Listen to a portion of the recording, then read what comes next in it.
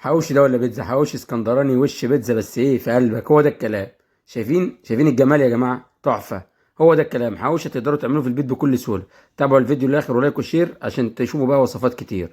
حبايبي، عندنا 2 كوب من الدقيق كده زي ما انتم شايفين، الكوب المعياري اللي موجود في كل بيت. وعندنا معلقه الا ربع من السكر، ما تكونش كامله يعني، وذره ملح كده 2 3 جرام من الملح، وربع معلقه من الخميره مش اكتر.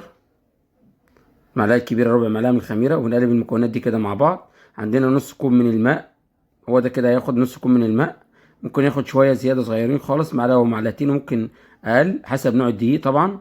طبعا بنعجن العجينه دي كويس كده، بتاخد معانا 5 دقايق عجين ميكسيمم، مش اكتر من كده. بعد ما عجناها زي ما انتم شايفين كده، نبدا بقى نسيبها تريح من جنبنا لمده ربع ساعه كده.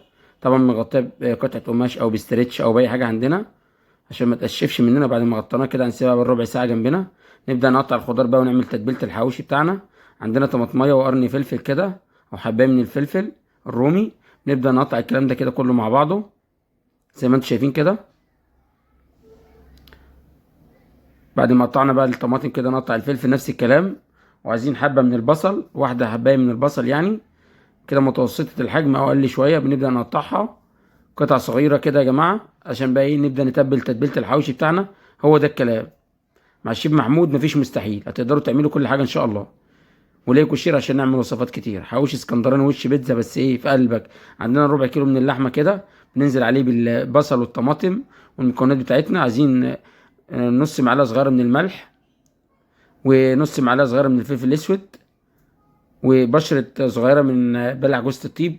هتضيف حته تانية طبعا، هتخلي الحواوشي طعمه حلو.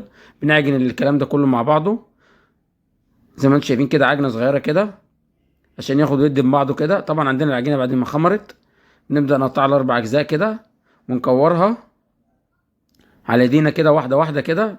هو ده الكلام المطلوب. نعمل كمان واحده معاكم، نكورها تكويره صغيره كده. العجينه تقريبا 100 جرام يا جماعه. نبدا بقى نفرد العجينه. بعد ما كورنا العجين، نفرد العجينه بقى بين الشبع عندنا واي شبك مع شويه دقيق كده. نفرد الاربع عجينات مع بعض، واحده فوق واحده تحت. وعندنا عجينه اللحمه جاهزه او عجينه الحواوشي كده. الكلام ده يا جماعه ايه تمام التمام كده، لحد كده انت مية مية. نبدا بقى ننزل باللحمه بتاعتنا، نوزع على الرغيفين. عاملين رغيفين من الحواوشي الاسكندراني وش بيتزا يا جماعه. هو ده الكلام. هو ده الكلام. بدأ بعد ما وزعنا اللحمه زي ما انتم شايفين كده بالتساوي، هننزل بقى بطبقه من العجينه اللي فردناها، وكمان بطبقه من التانية. ونبدا نعمل بقى القفل بتاعنا. عندنا فرن مسخن جنبنا طبعا على درجة حرارة عالية. وعندنا صينية مدهونة زيت، دهنة زيت صغيرة كده. بننزل بقى في الصواني كده. طبعا هنعمل وش بيتزا طبعا فلفل وطماطم وجبنة موتزاريلا أو جبنة شيدر، وبنوزع على الوش وبندخل الفرن. بتاخد معايا من 7 دقايق ل10 دقايق. بتشوفوا الجمال والحلاوة ده. هو ده الكلام. نبدأ نقطع بقى الكلام ده الجميل ده يا جماعة. بالكتير أوي 10 دقايق ل7 دقايق يكون الحواوشي جاهز وش بيتزا. هو ده الكلام.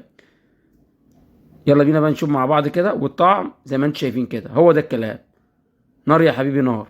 تقدروا تعملوا الحواوشي في البيت بكل سهوله. تابعوا الفيديو للاخر ولايك وشير عشان نعمل وصفات كتير. يلا بينا ندوق بقى مع بعض، والطعم حدوته.